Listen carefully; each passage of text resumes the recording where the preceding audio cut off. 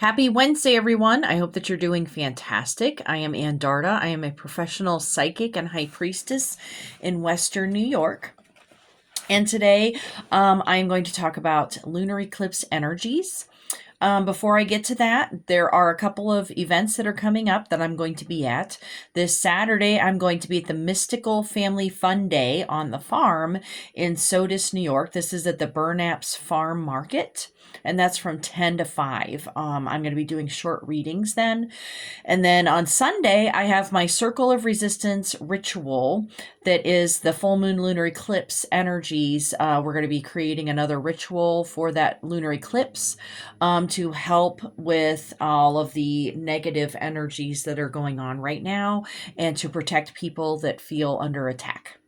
Okay, so I do have a few other videos that sort of touch upon these energies, but I wanted to dig deeper into what exactly lunar eclipse energies are in comparison to full moon energies, which I'm just going to talk about the lunar eclipse energies, but some of my past public YouTube videos that may be helpful to you. On my August 13th of 2025, Combating Self-Doubt. This is definitely going to be applicable to that. My public video from July 2nd of 2025 is Neptune retrograde. That is also completely applicable. And then my public video from March 14th of 2025 is retrogrades, eclipses, and portals. Oh my. So we got a lot of things coming our way.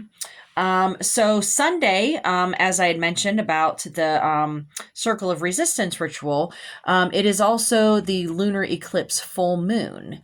And so what exactly does that mean? That is one, it is, opening up a portal, a 2-week portal and I talk about that in my other videos. But lunar eclipse energies, how does that affect us? It heightens our emotions, makes us feel more moody and anxious. You may not sleep as well. There's less or lack of sleep because of the full moon energies. And it's also just very draining. So we need to do a lot more self-care during this time than during regular weeks and moon cycles. So that means self-care, resting, journaling, but do not start any new projects during this time. It is simply for contemplation, and I'm going to get to that in a second of what you're supposed to contemplate. So you need to hold center and allow for any messages to come through from your spirit guides. So what is happening during this lunar eclipse? Many endings are happening. These are fated or destined endings that it's like, well, it is going to happen anyway. Just we may not want them to, and so we are resistant to that. So many endings happening during this time of the lunar eclipse. Fated endings, breakthroughs, and breakdowns. And we may already be feeling some of this energy as we're getting near that time. So the breakdowns open and or close chapters in our lives to foster new beginnings. And that is always challenging. No matter how excited you may get about a new beginning, the endings are often very, very difficult to accept. So also the lunar eclipses are times of revelation, as in revealing things, not the Bible revelations. So lunar eclipses bring forth the truth, capital T truth, of any issue, and it removes illusions which cloud our judgment. So, as a little reminder, we already are in Neptune retrograde right now, and you can watch my video on the Neptune retrograde of the specific details of the dates and everything. But since we're already in Neptune retrograde, which is already concerning removing of illusions, then we're getting a double whammy right there with the full moon lunar eclipse during the Neptune retrograde. And so this may feel very difficult, but it's for better or for worse that these illusions are going to be ripped off the surface, and we are going to see the truth. Karma is allowing any issues you have not faced or resolved to face and resolve them. You're going to have to do it regardless. So you might as well just get it over with. Rip that Band-Aid off, face those demons, face those shadows, face your issues, and push through them, because you're going to have to do it anyway.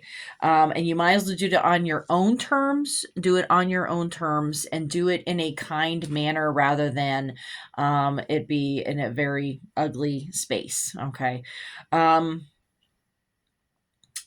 This is also a time to set intentions, not to start doing all the things yet. You don't need to do any actions, but just setting intentions, seeing what your intentions are supposed to be to begin with. That's sometimes the hardest thing, is to figure out, what am I supposed to do now?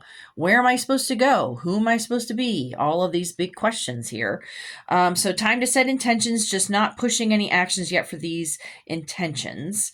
Lunar eclipses help us to face our authentic self, and how we can bring our core being into our daily lives.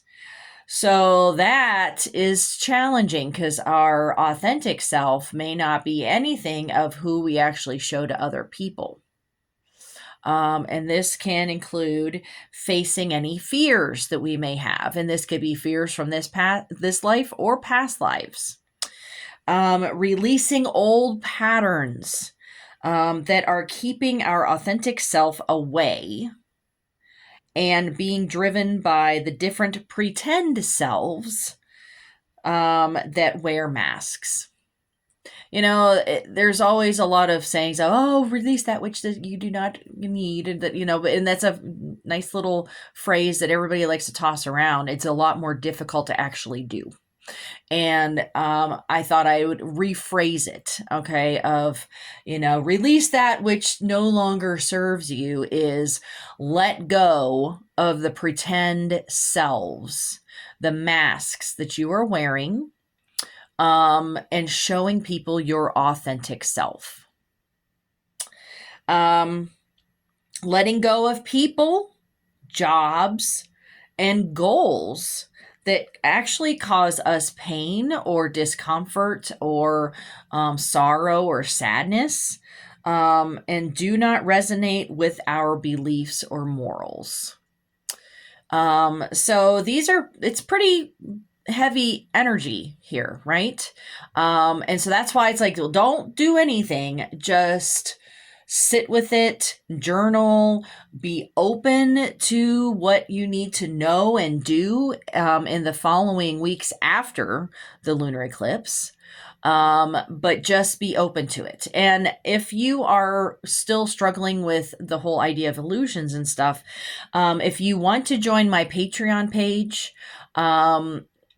I do separate videos for my patrons that they sort of like piggyback off of, or these videos piggyback off of my Patreon videos.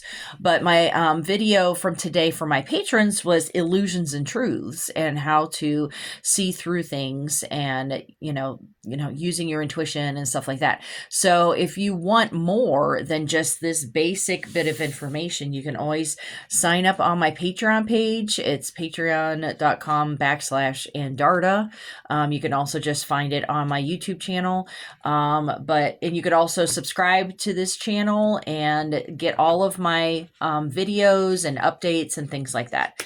But I hope that you all are doing as best as you can, and don't resist the truths, your authentic self truths, the truths of our reality that we are maybe pretending are not there. All of these things we need to face sooner or later, and the longer we pretend that they are not there or it's not real, the longer we're going to be feeling lost. Okay. So I hope that this is helpful, and I will see you all next Wednesday. All right. Bye-bye.